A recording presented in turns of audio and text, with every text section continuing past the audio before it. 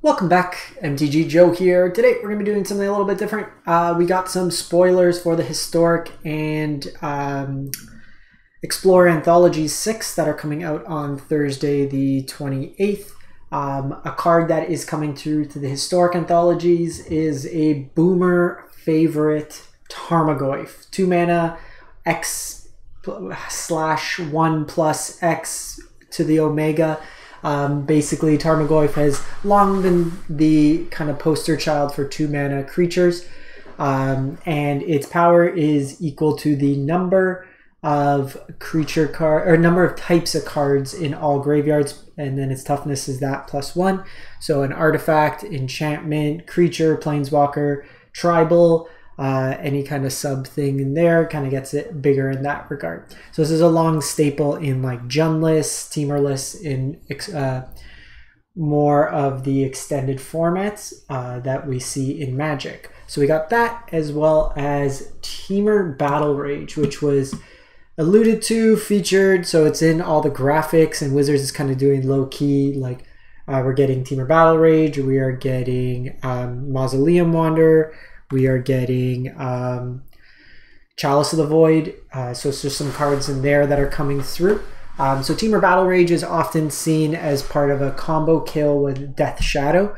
Notably with Death Shadow, oftentimes you have this big creature that can't push through damage. This lets you give it double strike, and since you trigger the Ferocious, you get Trample as well. So I got 2 deck lists that I want to kind of mock up with you today. Some ideas that actually use both of these cards. One version is a Jund Death Shadow with Tarmogoyf. Another is more of a classic Jund deck. You can take this in a lot of different directions. You can go Temur, you can go Sultai, you could go green-black, the Rock. A lot of different ways, but these are kind of the ways that I wanted to jump into it. And then just kind of some tips and tricks if you are building. So the first deck, if we just swap over here. So this is more of a classic Jund list. So keep in mind, I haven't played any of these decks. These are just kind of theory, kind of ideas off the wall, kind of taking in cards that are in existing formats. So this was kind of modeled off of the black-red mid-range deck that we see a lot in Explore. There's some elements of this as well, whether it be an Arcanist Shell, stuff like that. Generally speaking, with Tarmogoyf, you want to keep stuff in graveyards for the most part, which is kind of counterproductive in a way in Explore.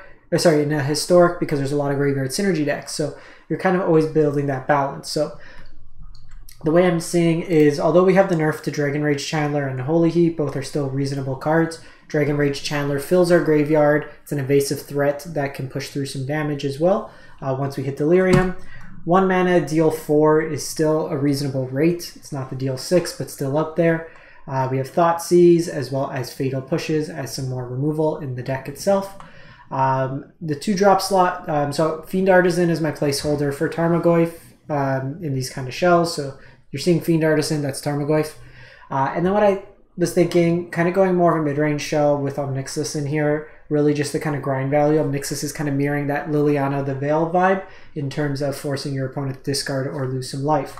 So that way I wanted to have a good chunk of 2 mana spells that I can go into Ob Nixilis here. Tenacious Underdog is a way we can pitch or get some value to the graveyard. I do like Plunder as another kind of discard spell that does have the upside if they have no more cards in the graveyard. Also 1 main deck Licensers as a way to kind of target with that.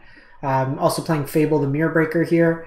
Any of these slots could also be Kroxa. I just find that Kroxa is a little slow in these formats, and again, we don't not necessarily want to exile our graveyards. We have Delirium effects. We have the Fiend Artisan, or sorry, the Tarmogoyf that we want to get that value. So Fable the Mirror Breaker does a whole bunch of stuff, lets us copy our creatures. Copying Tarmogoyfs every turn seems cool.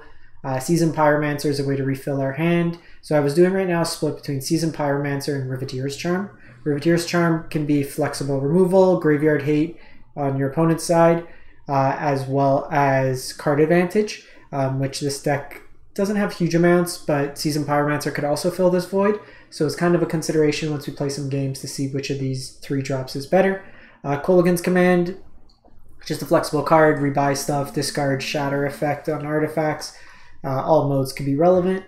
Some Ob Nixilis in there for the controlling matchups, and then some Chandra on the top end just to kind of grind out card advantage, removal, the whole jazz there. So The deck's only got really 5-6 pieces of traditional removal.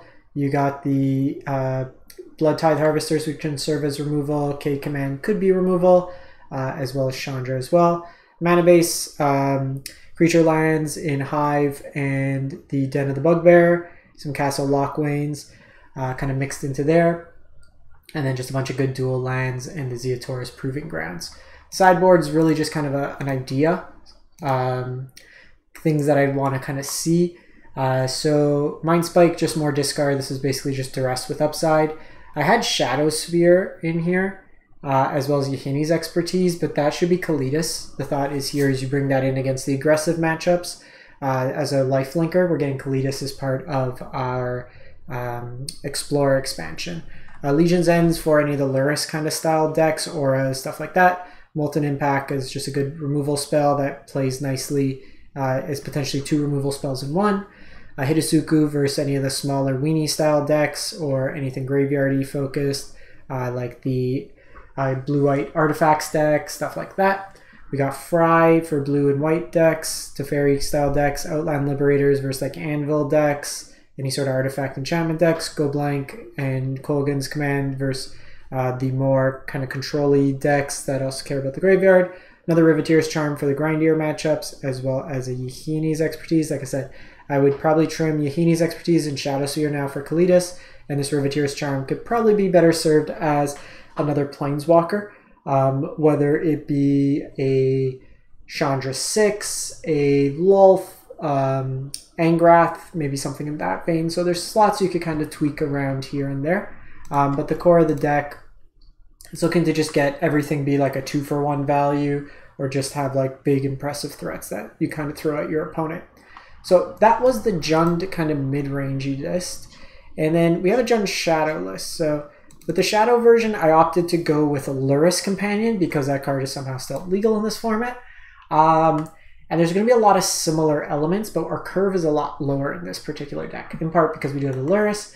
But we have Death Shadow, where it's a 1-mana 13/13, but its power and toughness is reduced by your life total. So you want to deal damage to yourself.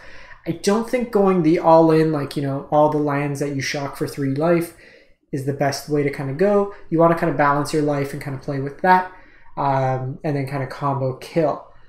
So we do have Thoughtseizes to lower our life. We have the 12 shock lands in the deck. We have 1 of each Satyr Skull and Egadeems. And then with Tarmogoyf as well, I want to try out Kumano in this deck to see how it plays out. So Kumano being an enchantment in addition to a creature could be relevant in these types of matchups. So something to kind of consider there. We still have like the DRC Unholy Heat Fatal Push. We have some copies of Soul Guide Lantern in here as well to be an artifact that we could cycle. That can also turn on Revolt. In this version here, we also have Shadowheart Sharon Cleric, another way to deal damage to ourselves. Then we could specialize. It's specialized version if we go black. So basically to specialize, you have to discard a card that either shares a color type or a basic land type. So if we want to go to the black one, a swamp subtype or a black or creature or like spell. This is also good late game if you have stuff like Thoughtseizes and they're Hellbent. If we go to the red one, it's basically when we get dealt damage, your opponent loses life. So if we shock ourselves, our opponent loses damage. So kind of a cool kind of interaction there. And then the green one is you get to put counters on it, which is kind of interesting. But the lifelink one can kind of help us control our life total. Something I want to try out in this version. So Breaking Claws here is Temur Battle Rage. Fiend Artisan again is the Tarmogoyf for this one here. And then we have stuff like Reckless Impulse as a way to kind of have cheap card advantage. We don't have ways like Kiki or like Planeswalkers we could really play in this version. We could play Tybalt, but we're more of an aggressively slanted deck. We're not really looking to get to 7 mana. So Reckless Impulse lets us cast a bunch of stuff for cheap. So hoping to try that out. And then Corpse Explosion is a cool card to kind of see in these decks. So as additional cost, you have to exile a creature card from your graveyard, and it deals damage to each creature and each planeswalker based on that power. So you could technically do 13 damage with a board wipe thanks to the Death Shadow in your graveyard. So, somewhat of a controlling element. This might not be needed in this version, but I want to try it out. And then some Kolaghan's commands just to rebuy stuff. You have Luris so a lot of utility in that regard. This version, just a Hive and Takenuma. No basics, might be wrong, but also we're trying to kill our opponent and we want to shock him. So there's no sideboard for this one. A lot of the elements will be very similar to that other deck, so you can kind of pull those elements as well into this particular one here. So that's it. Let me know what you think. If you're going to be taking it in a different direction, like I said, there's probably a lot of ways to build this. These are kind of the ones I'm going to try out come the set release, see how they play out, and kind of go from there. When we get more spoilers out, I will do some more updates. I'm not going to do the meta weekly for standard or historic, for Explorer or historic this week, since we're getting such an injection of new cards. I'll do it the following week, but what I'll do is a bunch of deck tech stuff like that. I'll also for Explorer say like with the new cards how you upgrade existing decks and kind of go from there. So in any case, thanks for watching everyone. Hope you have a great one and stay safe out there.